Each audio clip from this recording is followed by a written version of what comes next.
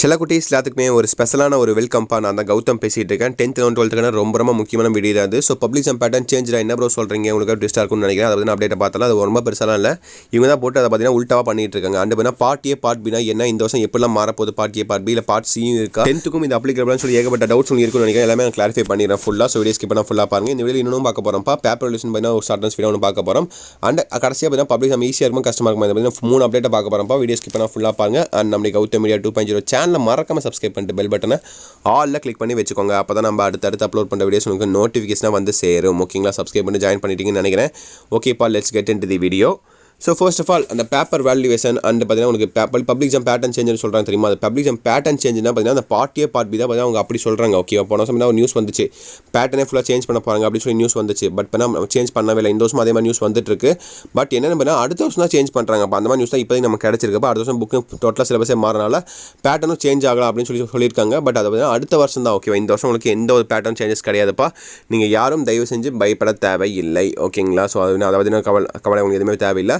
And type A type B என்ன bro அப்படின்னு கேட்டிங்கன்னா 1 மார்க்ஸ் மட்டும் தான் சேஞ்ச் ஆகும். 11th 12th ஆல்ரெடி தெரியும் நினைக்கிறேன். 10th யாருக்கும் தெரியாது. அப்போ என்னென்னு பார்த்துட்டிங்கன்னா ஸோ உங்களுக்கு 1 மார்க் பண்ணால் உங்கள் ஃப்ரெண்டு பக்கத்தில் இருக்கான்னு வச்சுக்கோங்களேன். ஸோ பார்த்தா 1 மார்க் கேட்டாதான் சொல்லி கேட்குறீங்கன்னு வச்சுக்கோங்களேன்.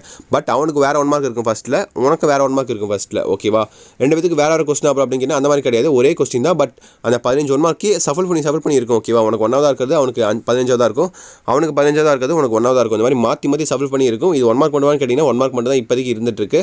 2 மார்க் 3 மார்க் 5 மார்க்கில் எப்பயும் போல லைனாக தான் இருக்கும். பட் இந்த வருஷம் போன வருஷம் பார்த்தீங்கன்னா 1 மார்க் மட்டும் கிடையாது, எல்லாமே டோட்டலாக சேஞ்ச் ஆக போகுது. பார்ட் சி வரை இருக்க போகுது. Type A type B type C மொத்தம் 3 பேட்டர்ன் நாங்கள் எடுத்து வச்சிருக்கோம்.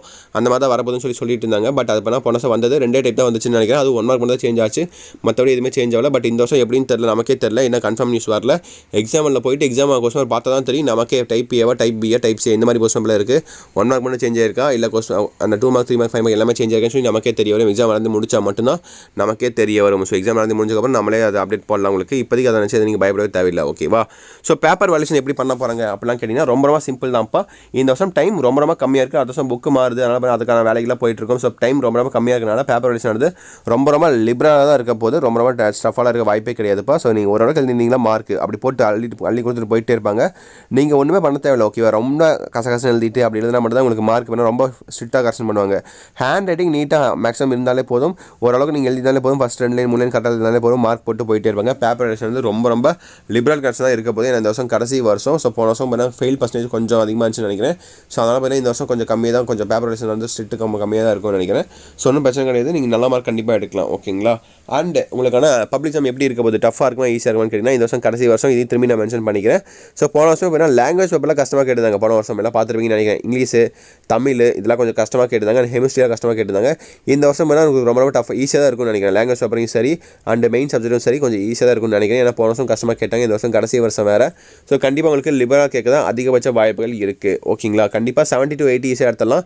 அந்த 90 to 100 அங்கே தான் பார்த்தா கொஞ்சம் டிஸ்டர்க் மாதிரி இருக்கும். ஓகேவா, அந்த கம்பல்சரி இல்லை 1 மார்க்கில் அங்கே கொஞ்சம் மார்க் போகிற மாதிரி இருக்கும். மற்றபடி எல்லாமே ரொம்ப சிம்பிளாக தான் இருக்கும். நீங்கள் பயப்படவே தேவையில்லை. Wish you the very all the best. ஓகேங்களா, கண்டிப்பாக நீங்கள் நல்ல மார்க் ஸ்கோர் பண்ண முடியும். நம்மளுடைய சேனலை தொடர்ந்து சப்ஸ்கிரைப் பண்ணி சப்போர்ட் பண்ணுங்கள். மற்றும் உங்கள் பப்ளிக் எக்ஸாம் எய்ம் மார்க்கை இந்த வீடியோ பார்க்குற எல்லாருமே மறக்காமல் கமெண்ட் பண்ணுங்கள். மற்றும் இந்த வீடியோ லைக் பண்ணிட்டு இந்த வீடியோ உங்கள் ஃப்ரெண்ட்ஸ் அண்ட் கிளாஸ்மேட்டுக்கு மறக்காமல் ஷேர் பண்ணுங்கள். ஓகேங்களா, ஓகே சில குட்டீஸ் தச்சுட்டு நினைக்கிறப்பா. Wish you the very all the best. Exam நல்லபடியாக எழுதுங்க. அந்த வீடியோ உங்கள் ஃப்ரெண்ட்ஸ் அண்ட் கிளாஸ்மேட்டுக்கு மறக்காமல் ஷேர் பண்ணுங்கள். ஓகே சில குட்டீஸ் தச்சுட்டு நினைக்கிறப்பா. Wish you the very all the best. Exam நல்லபடியாக எழுதுங்க. ஓகேங்களா, ஓகே சில குட்டீஸ். பை ஸ்டூடெண்ட்ஸ், பாய்.